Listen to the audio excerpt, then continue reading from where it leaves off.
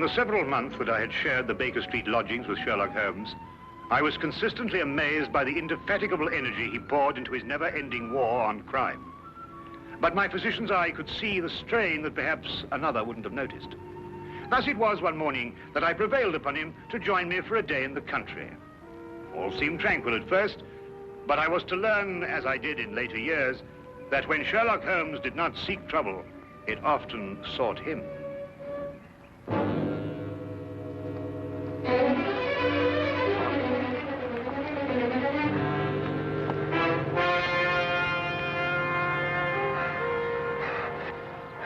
Help her. They may be coming. Steady now, we'll have you all right in a minute. What's happened to the young lady? Who are you running from? Stark. Carroll. They tried to kill me. Out now, Holmes. Perhaps we'd better get them to London, eh? My very thought.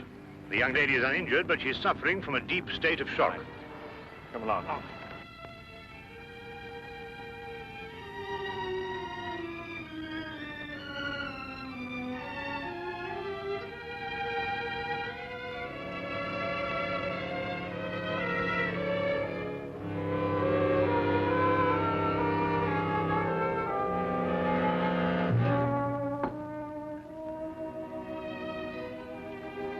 Just drink this, will you?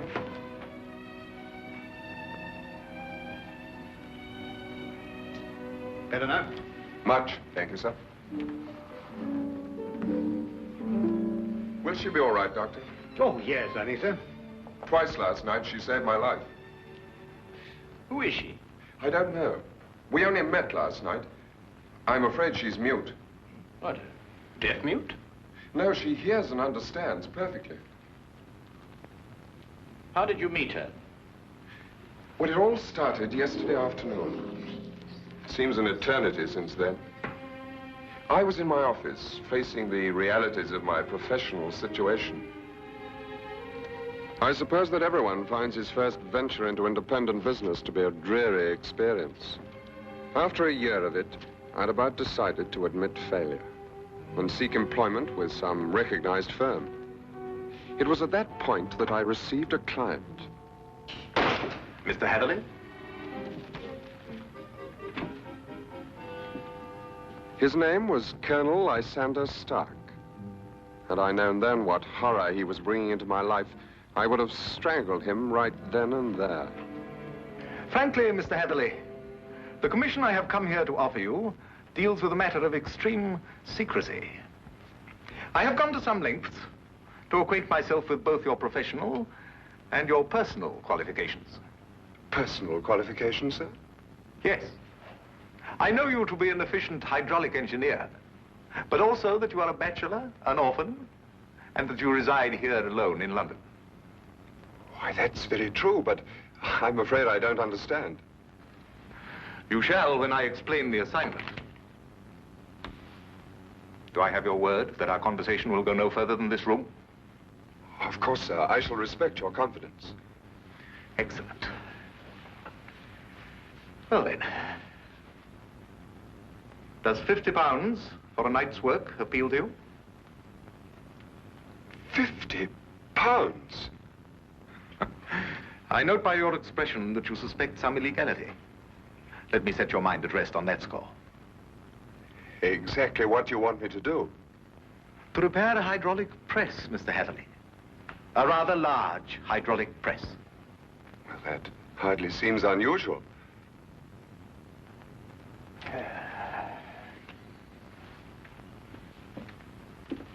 For some years, I have owned a small place in the country just outside London. Recently, it has come to my attention that the land contains a vein of something commonly called fuller's earth. I trust you are familiar with the term. But ore is dug out of the earth. Why should you need an hydraulic press? I'm a businessman, Mr. Hatherley. Undoubtedly, the land surrounding mine contains more of such wealth. I hope to use the income from my own discovery to purchase my neighbor's land cheaply before he discovers its hidden wealth. I see. If my neighbor were to suspect what wealth he treads on daily, he would never sell at any price. It's quite clear now. You use the press to mold the dug earth into some innocent form so that you can dispose of it without suspicion. Precisely. Very ingenious. There's a fortune down there. A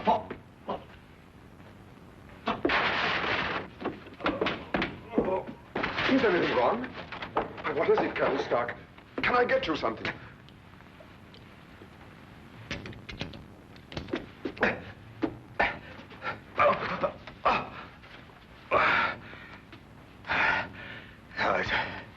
It's all right. My heart. I oughtn't to get too excited.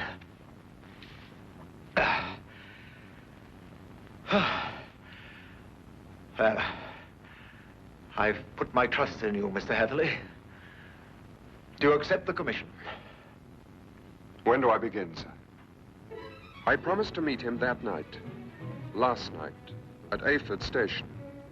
The time he suggested was quite late, 11:30. But he insisted that it would be less conspicuous. I freely admit that the money kept me from exercising a more natural curiosity at such bizarre proceedings.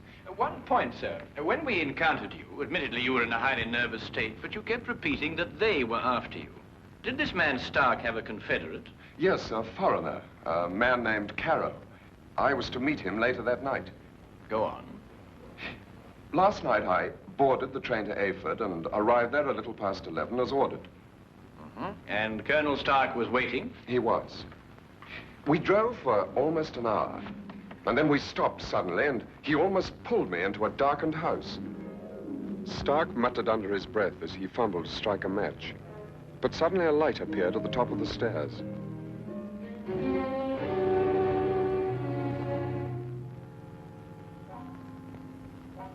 It was the first time I saw this young woman, gentlemen. Even in the poor light, beauty and fear were sharp in her face.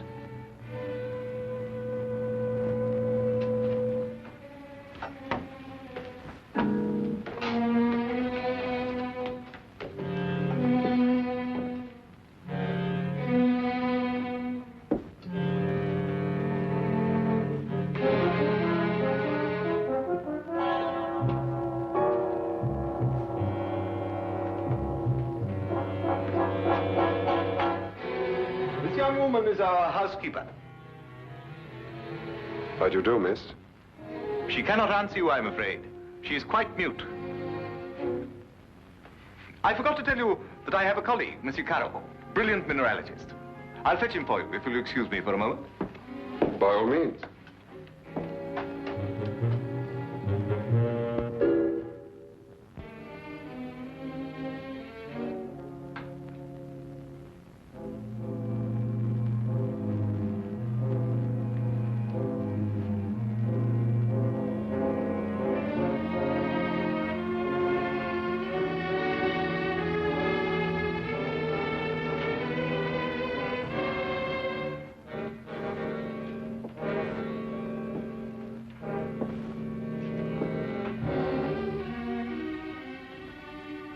Is there anything wrong?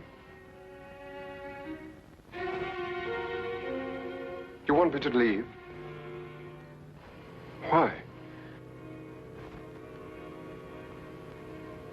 Are you trying to warn me against Colonel Stark?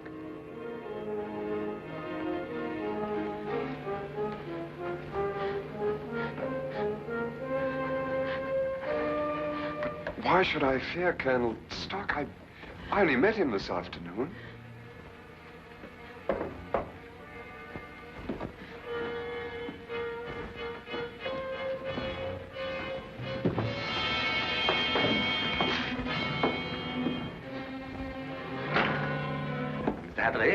I'd like you to meet my friend and associate, Monsieur Carroll.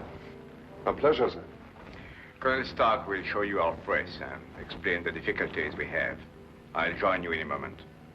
After I have arranged with our housekeeper for your stay tonight. Yes, that's a good idea. Will you come this way, Mr. Heatherley?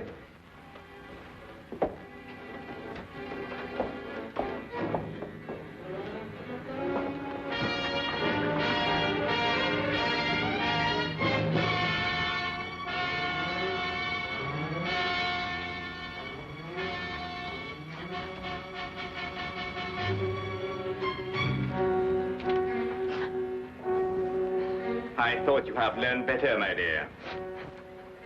Perhaps I'll have to send you back to school.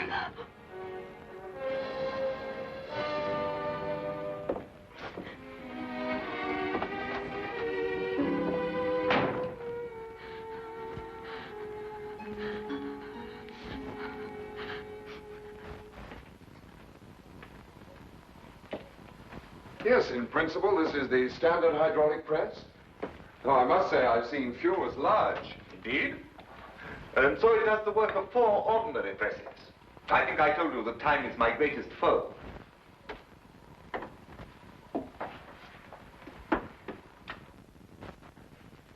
Would you bring more light, please?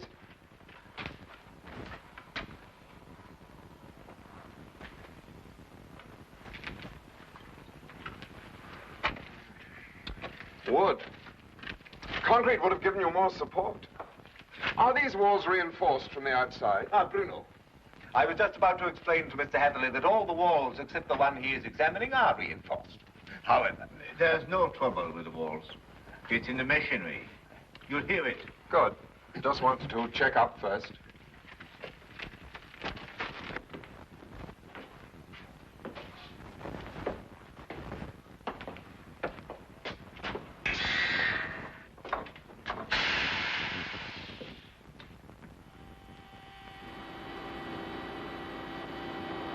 Now listen.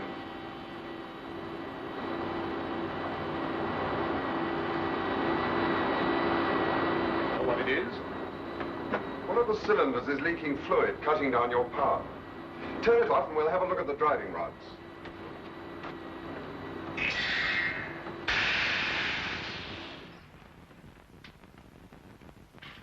I knew what I was after, and the rest proved to be no problem.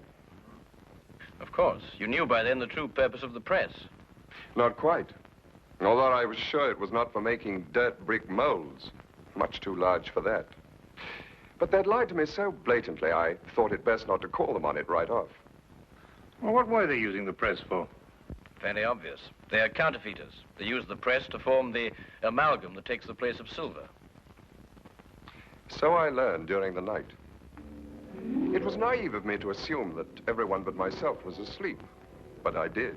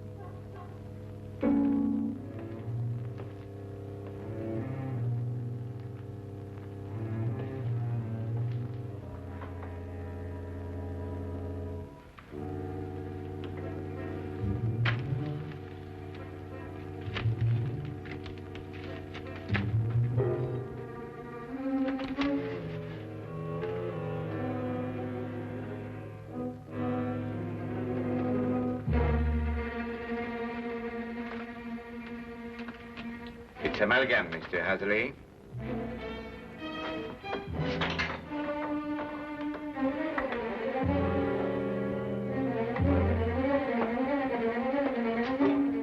Carol, open up! Let me out of here, Carol!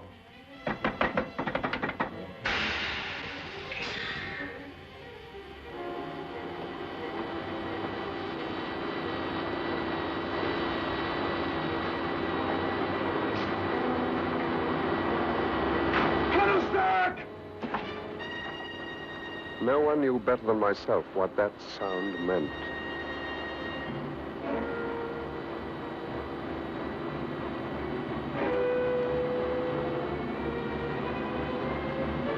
Caro had started the press. Within minutes, that cold ceiling would be down with a force capable of grinding me to a shapeless pulp. And there was no way in the world I could stop it.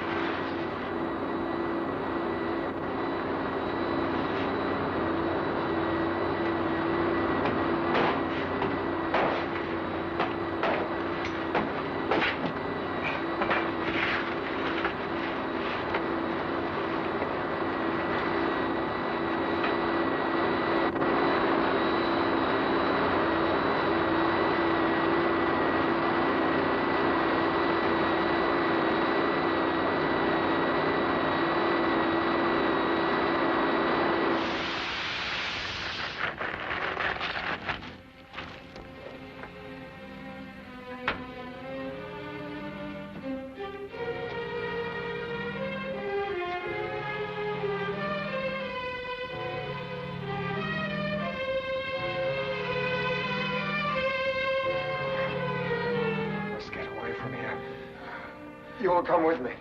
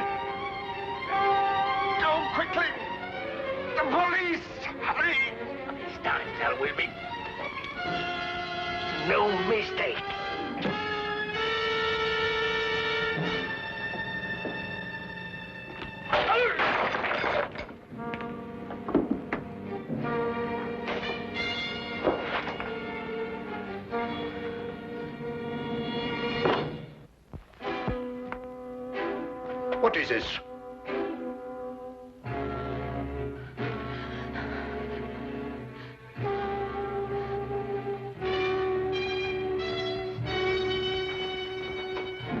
What's happened here? Bruno!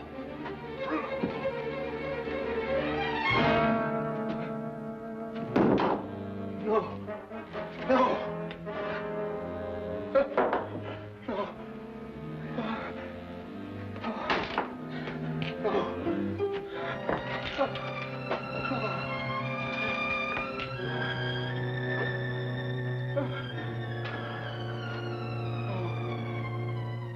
That's almost the last lucid recollection I have. I remember carrying her outside and plunging ahead into the darkness. Then you have no memory of going through the woods? Almost none. The next thing I remember, you and Dr. Watson were bending over me. Are you all right? She screamed. Did you hear her? Yes, quite clearly. Please, don't let them send me back. I can't bear it. There now. Brandy, Holmes, will you? There. That's right. You'll be all right. Here, drink this, will you? Now, Spencer. Now, tell me, do you know this gentleman? Yes, Mr. Hatherley. Oh, you can speak. Oh, why last night did you pretend? I wasn't pretending. I've been unable to speak for a year. Excuse me, Miss, Connors. Ruth Connors. Miss Connors. I gather that the events of last night gave you a shock, rather like a shock you received a year ago. Yes.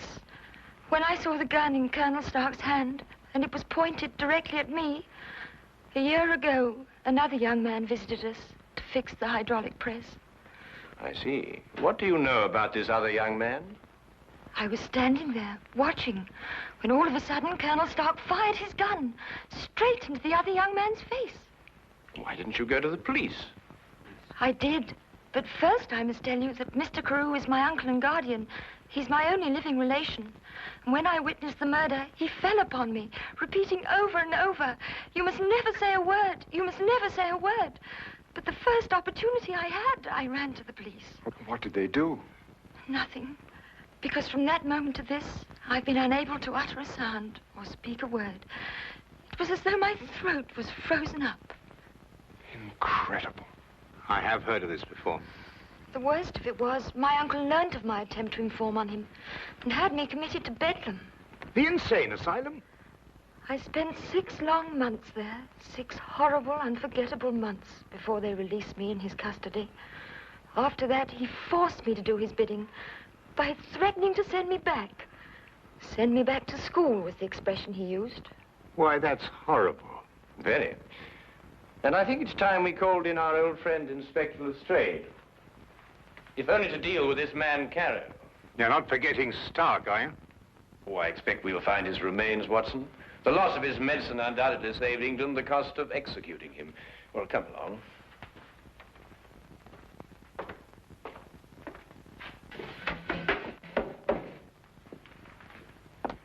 Now that young Mr. Hatherley tells us about neglecting the candle while he made his escape, I can place the blame for the fire.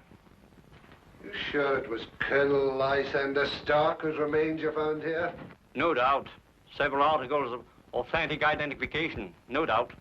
Anything else? No, Inspector. Sorry. All right, thank you, Constable. Now where's Holmes got himself to? He just went down to the station. He said he'd be back in a minute. Look here, if Holmes thinks he can do... I'm sorry to keep you all waiting. Well, everything's settled, Lestrade? About as settled as it's likely to be. Stark's dead. Carrow's escaped. The only thing now is to go back to London and put out an alarm for him. Oh, dear. Well, tell me, what about the money? What money? Well, you know, the money they were making, the counterfeit. Have you found any? Well, no. Oh, I suppose Carrow took it with him. Well, a man would have to be pretty desperate indeed to even bother with real money, let alone counterfeit. What are you suggesting, Holmes? Miss Connors, the only carriage used here is the carriage that Mr. Hatherley rode in. Is that right? Why, yes, I think so. I see. And that carriage has been in the livery stable since last night. Thanks to an obliging constable, I found one of Mr. Carrow's footprints. But there was no trail of similar prints leading away from the house. Mark you, I didn't imagine that he would try and make his escape on foot. How did he get away, then? He didn't, my dear fellow. He's still in this house, hiding somewhere. What? Mr. Holmes, there's a cellar where... I examined that cellar myself. No, I mean the special cave they dug under the house to hide the money. And there must be an entrance from the house itself. Well, I wasn't permitted to know exactly where, but I'm sure it was in this room somewhere. Thank you. Well, let's try and see, shall we? I beg your pardon.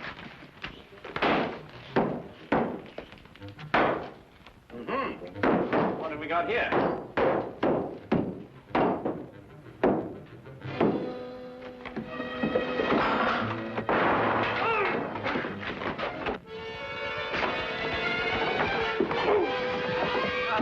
Very neat, Watson. Oh, there wasn't anything to it. Now then, what have we got here? Oh, just nicked me, Doctor. Nothing serious. Well, we'll have a look at it anyway. No. Some of you may lend a hand in here. That's that. I don't believe you'll have any more trouble with Mr. Carew. This has been a nasty business all round. I've lost my £50 fee, been roughed up, but it could have been worse, I suppose. A good deal worse, my friend. For example, I believe this is yours. Mine? Yes. What is it? Your shoe, I believe. I recovered it from the press. Yes, it makes one think, doesn't it? Well, Watson, you were quite right. A day in the country can be quite relaxing.